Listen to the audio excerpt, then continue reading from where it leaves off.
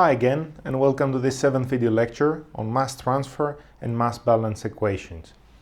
Imagine you are standing outside the building and you're observing the following.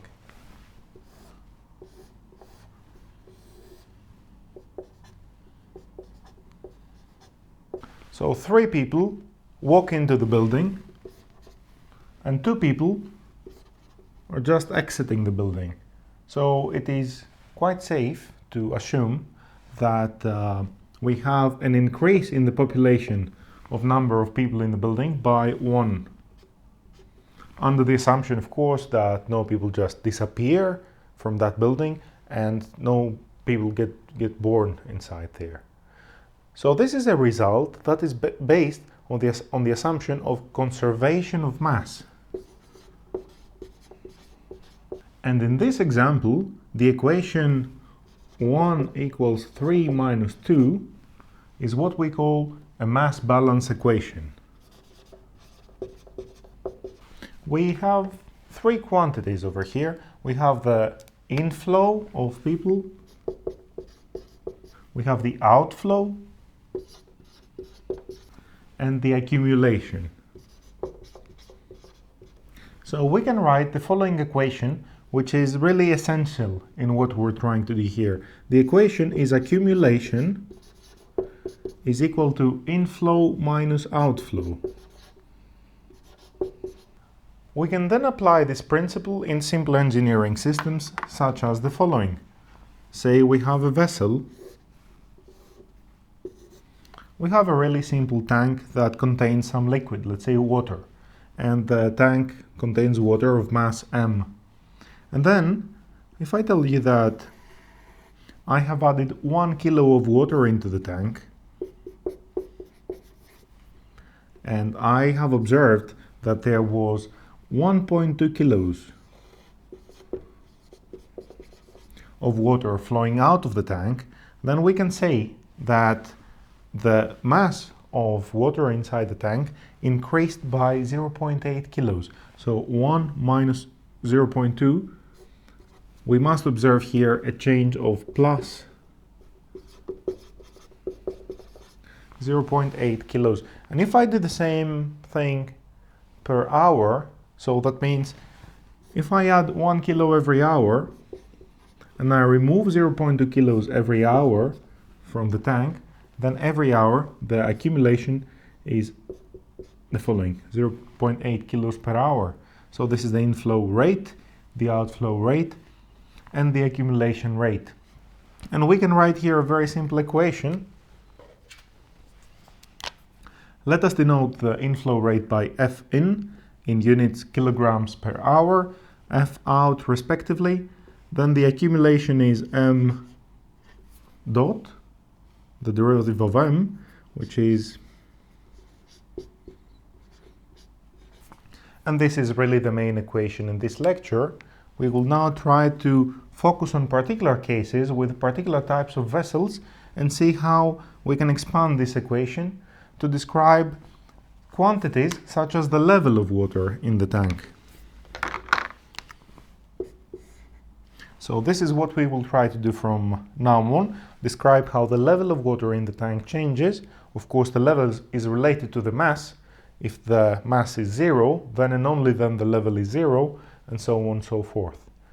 But before we proceed, we have to introduce one very basic assumption, which is that we will first focus on tanks of constant cross-section. So tanks that look like that, whether you cut them horizontally here or here, you will get a section of the same exact area. So for example, if here you see a square, when you cut the tank here, you will have a square of the same area, which we will call A. We will not, for now at least, deal with tanks that have shapes like that, or like that.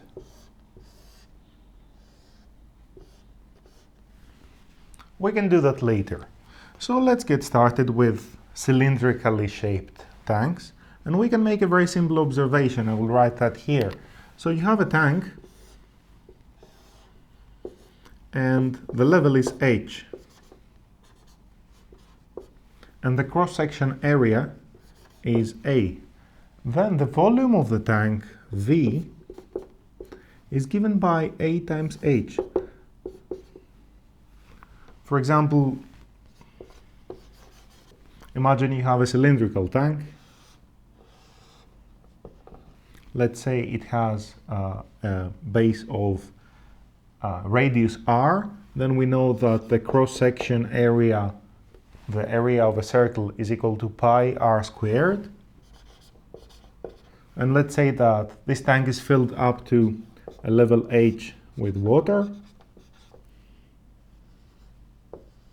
or with some liquid. Then the volume of water in the tank is given by AH, that is pi r squared H. So simple.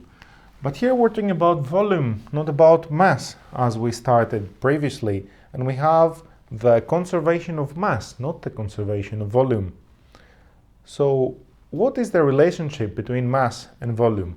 This is given for every different liquid by the following relationship. Every liquid at a constant temperature has a certain density, which we will denote by ρ. And this is the mass over the volume. So ρ is a constant here, therefore the mass m is equal to density times volume. Equivalently, the mass is given by the density times, and we know that the volume is given by A times H for this type of tanks with a constant cross-section area. We have, however, this equation here, the mass balance equation. How can we describe the same dynamic relationship, but not in terms of the mass of liquid, but in terms of the level of liquid inside there? So let me write exactly the same as follows. Let me substitute m by ρ AH. And we have the derivative of ρ AH. But ρ doesn't change in time, or at least we must assume it doesn't change in time. A doesn't change in time for sure. So these are constants, can go outside the derivative, and we have ρ A times the derivative of the level of water. So it is H dot. And this is our new equation. Now the problem here is that if we look closer, we will see that this equation has the state variable H. It has the input variable, it involves the input variable F in. Ρ and A uppercase are constants, but what about F out? It makes sense, at least intuitively, to assume that there must be some relationship between F out and H. If you have a little glass of water and you drill a hole at the bottom, you will have a certain outflow. Maybe you will have a few milliliters per minute. But then if you drill a hole in a huge dam, then the outflow will be a lot more massive. And this is because of the different height of water. I mean, you can do this as an experiment. Take a glass of water, drill a hole, and observe how the outflow rate changes as you have more water in the glass. If you have a lot of water, you will have a larger velocity of water outflowing from your glass, therefore a larger outflow rate. Now, thankfully, we have a simple equation that describes the relationship between F out and H. And this is under certain assumptions we will state now, and this is Toricelli's law. And it goes as follows.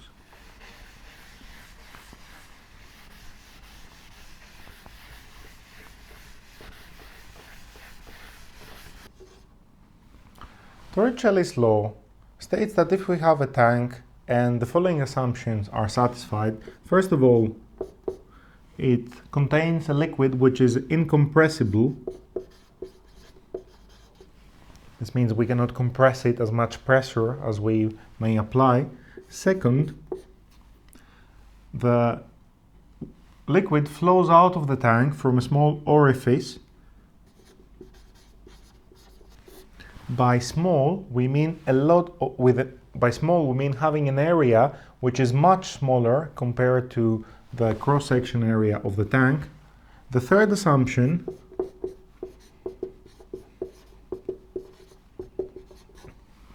is that the liquid has very low viscosity, so we have a thin liquid that can flow without internal friction. We don't have things like honey inside the tank. And the fourth assumption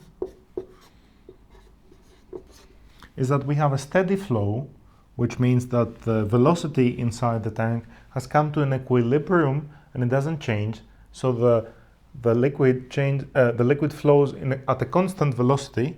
Then, if all these hold, the velocity v of the outflowing liquid is equal to the following.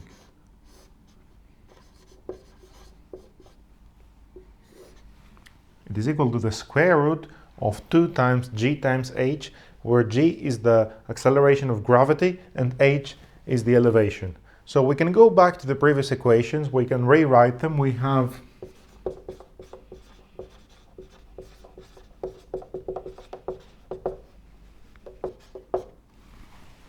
the same equation as before. I rewrote it here for you. So accumulation equals inflow minus outflow. Equivalently, m dot is equal to f in minus f out. And here we have to replace f out by a function of h. But since the velocity of the liquid outflowing from the tank is given by this formula, we have that f out, given that the cross-section area of that small hole, of that small orifice, is denoted by a lowercase, this is nothing but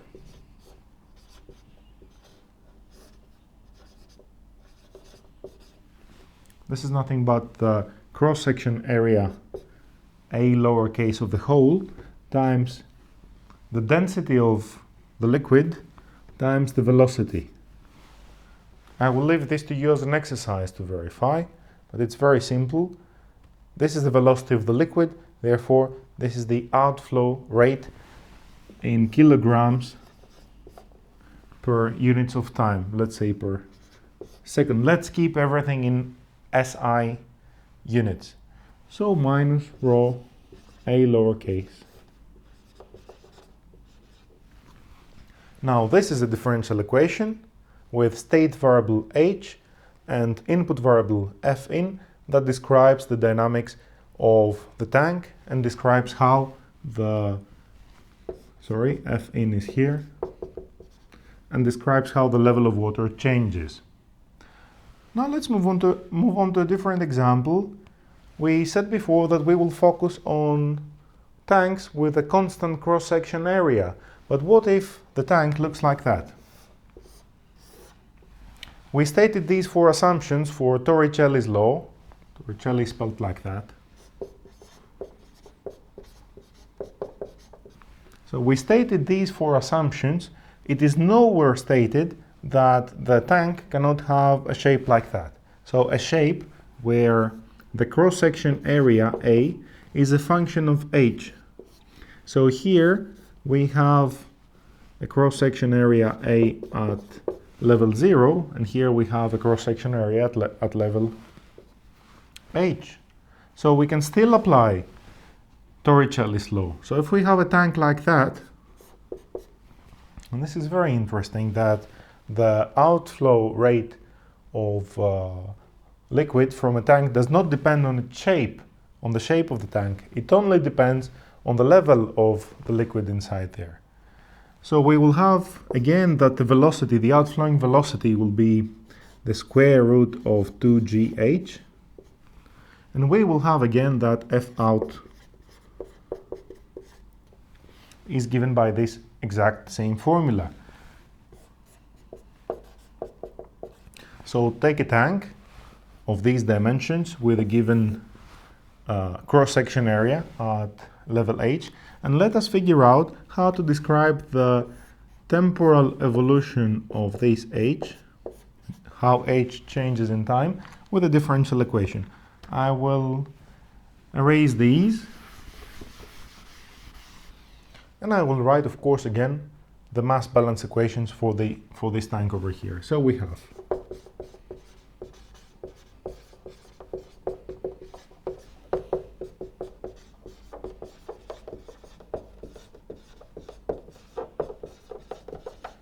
so here we are. We did what we did starting from the basic mass balance equation. Accumulation equals inflow minus outflow. Very well. We wrote these familiar equations as we did before. However, we need to figure out what this dv over dt is. There are two ways to think about that. One is to focus on dv. So we have dv is like the very small d volume over here. So take a very, very infinitesimally thin slice of water at level h. Then this can be approximated by a shape, by a little cylinder of cross-section area A at level h and height dh. So we can say that dv is A of h times dh. We can plug it in there, and we have this formula.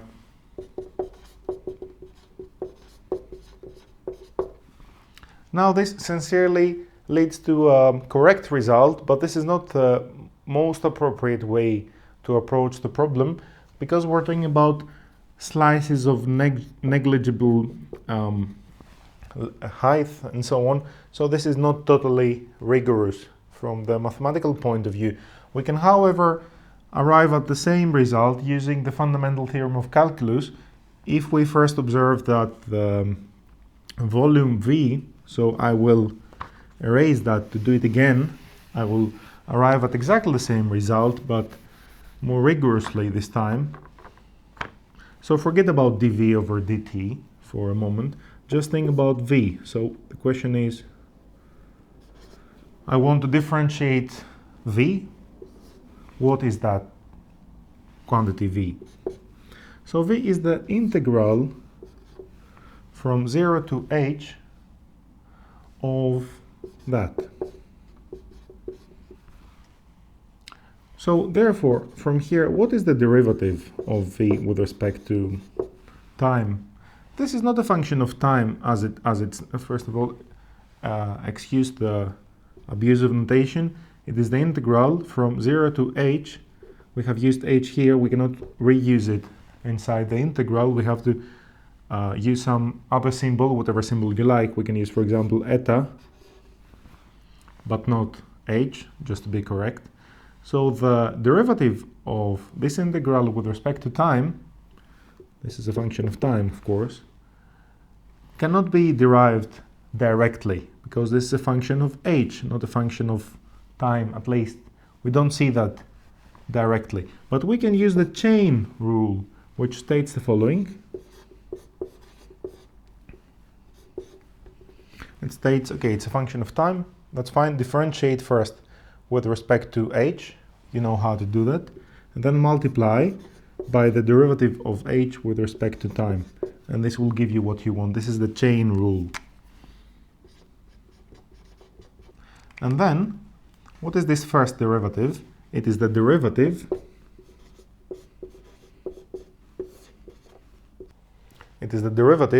of an integral, and this is equal to, from the fundamental theorem of calculus, this here is equal to a of h times h dot. So as you see here, we arrived at the same result as what we had before, and we can write. But what is f out? F out is what it was in the previous example. And this is now the differential equation with state H and input variable F in that describes this variable H in this tank, which does not have a constant cross-section area. We can give an example. Let's keep that here.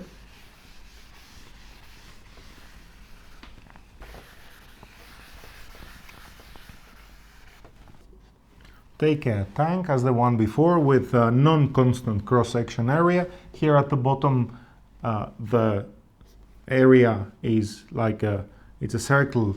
The cross-section is a circle with radius r0, and at a level h, the area is again circular, and the radius is r of h, which is r0 plus c times h. So we have a linear increase in the radius of the circle. So it's kind of like trapezoidal, like that.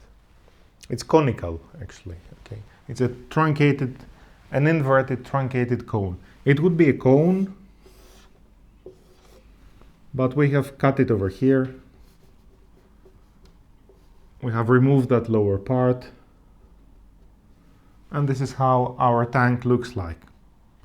So in order to tell what A at level H is, we have to know what the area of a circle is at level H. Now the area of a circle, any circle here that we might obtain at a level H, is pi r squared. But that radius r is a different radius at different cross sections. So what is it? It is pi. This is the radius, r0 plus c is a constant, times h and then squared. So we can plug this inside here, and the differential equation that describes the system becomes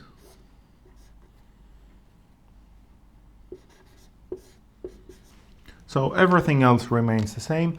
I have just replaced this quantity A at level H by this expression.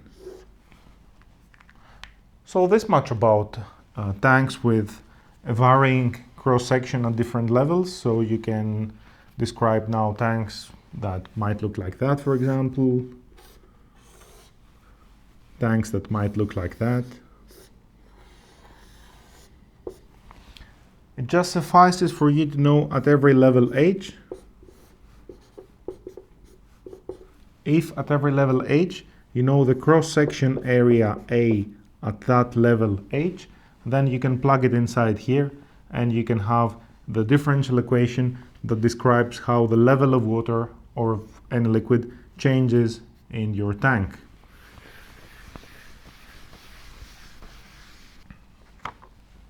There is one last interesting thing we need to discuss, and this is what happens if we have multiple tanks which are connected with one another. So for example, if you have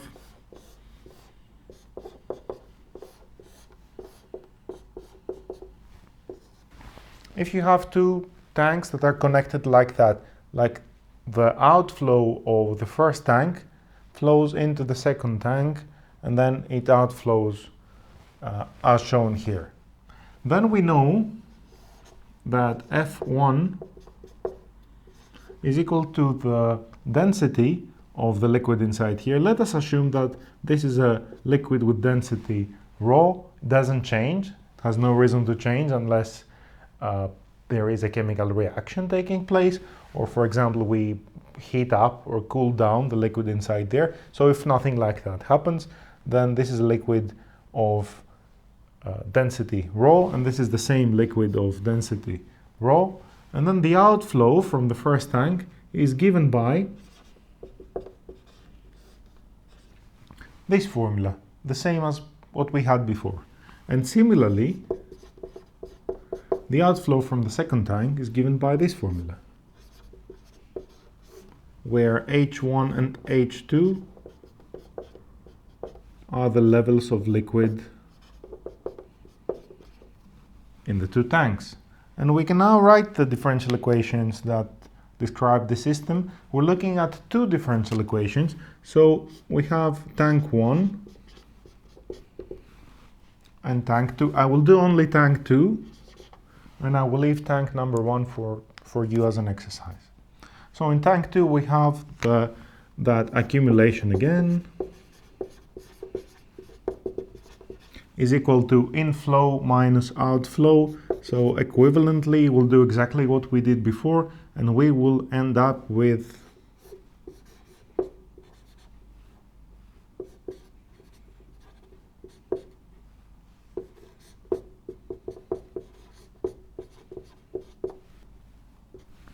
from where we can divide by the density, and we have this equation. Let me write it down clearly for you.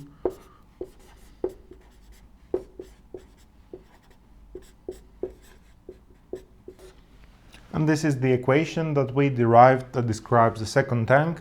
Of course, we need to write one more equation for the first tank, but this is an exercise.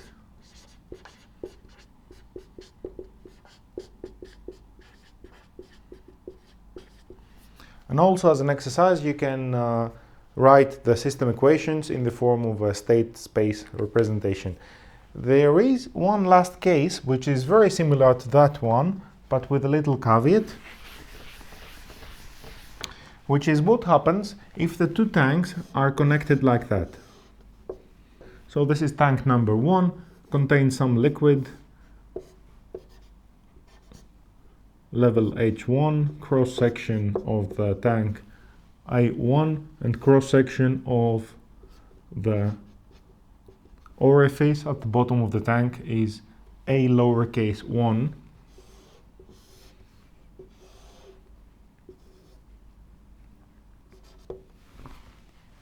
So we have, once again, we have tank number 1, tank number 2. H1, H2 are the corresponding levels. A1 and A2 uppercase are the cross-section areas of the tanks.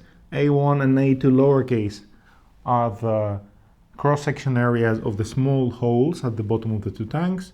And here we have a flow F1 from either tank 1 to tank 2 or vice versa. And now the little secret here is that F1, the sign of F1, whether it is positive, meaning from tank 1 to tank 2, or negative, whether it goes from tank 2 to tank 1, depends on the difference of level in the two tanks. So we have that if H1 is larger than H2,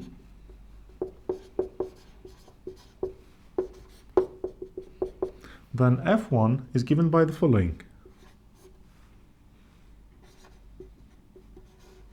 Otherwise, meaning if the level in tank 2 is higher than the level in tank 1,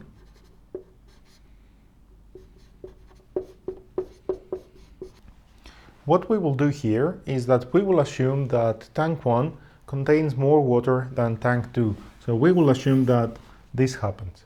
In any case, if this happens at time 0, so if you have more water here than here, then however you might change F in, whether you add more or less water, or you stop adding water into this tank, it is impossible to make tank 2 have more water than tank 1 at any future time instant. So we will assume that H1 is larger than H2 from now on. And the equation, the differential equation in tank 1 is the following. So the accumulation in tank 1 is equal to the inflow minus the outflow, which, as we said, is equal to, and the differential equation that describes tank 2 is the following. So this is the accumulation of liquid, for example water, in tank 2, and this is equal to the inflow, so this term, minus the outflow, minus F out, but we know that F out is equal by Toricelli's law. And with that, we conclude this example. You can now take these two differential equations and derive the state space representation as an exercise. And you can do one more exercise which combines what we discussed in today's lecture, and this is the following. So suppose you have two tanks. This is tank number 1. And I'm going to give you the following information. So at level h equals 0, I will write it here, at level h equals 0, the tank has circular cross section with radius r1 equal to 1 meter. Here. So this looks like that. We have a circle with a radius equals 1 meter. And if you go up to h equals 10 meters, if you go 10 meters up, then again we have a circular cross section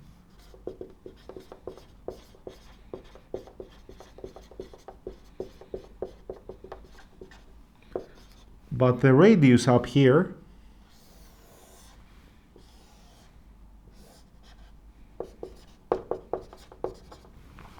is 3 meters. The radius at h at 10 meters is 3 meters. So it goes from 1 meter to 3 meters. 1 meter radius at the bottom and 3 meters radius at a level of 10 meters.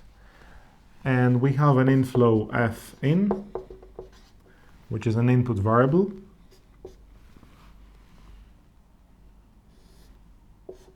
Now here at the bottom we have an orifice of cross-section A1 lowercase, which is equal to 0.001 square meters. So this is like 1,000th of the area at the bottom. So it is indeed a small orifice, and you can use Toricelli's law. Toricelli's law applies.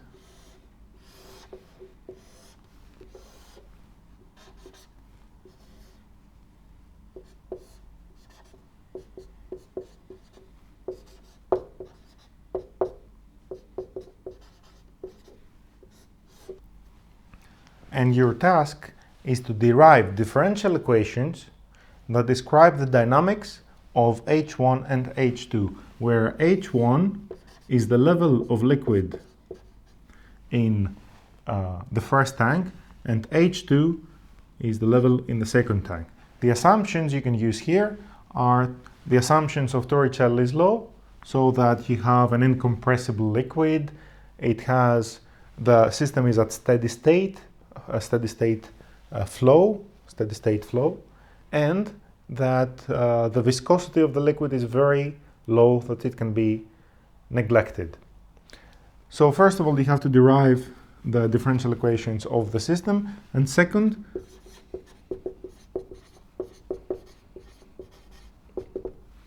to write these differential equations in a state space representation.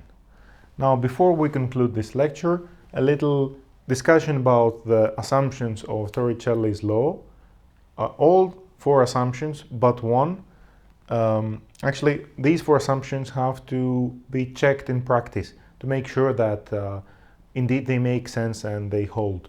The assumption of steady state flow often does not hold, especially in systems where the level might change rapidly, so we can use it in very large tanks that are more or less all the time close to steady state. So it is an approximation. There are better dynamical equations that describe such systems. We don't want to go into detail. In many cases, Toricelli's law is good enough. In conclusion, we have used mass balance equations, which come from the principle of conservation of mass, and we have combined these with a little bit of geometry, especially for cylindrical tanks and their volume, and Toricelli's law to derive differential equations that describe how the level of a liquid in tanks, in a system of tanks, changes. Just a few exercises to become familiar with these new concepts, and this is all about dynamical systems, actually, in modeling and physical modeling of physical and engineering systems. In following lectures we will continue with some concepts and topics which are more related to control theory than system modeling. So this is all for now. Thank you very much for watching, and goodbye.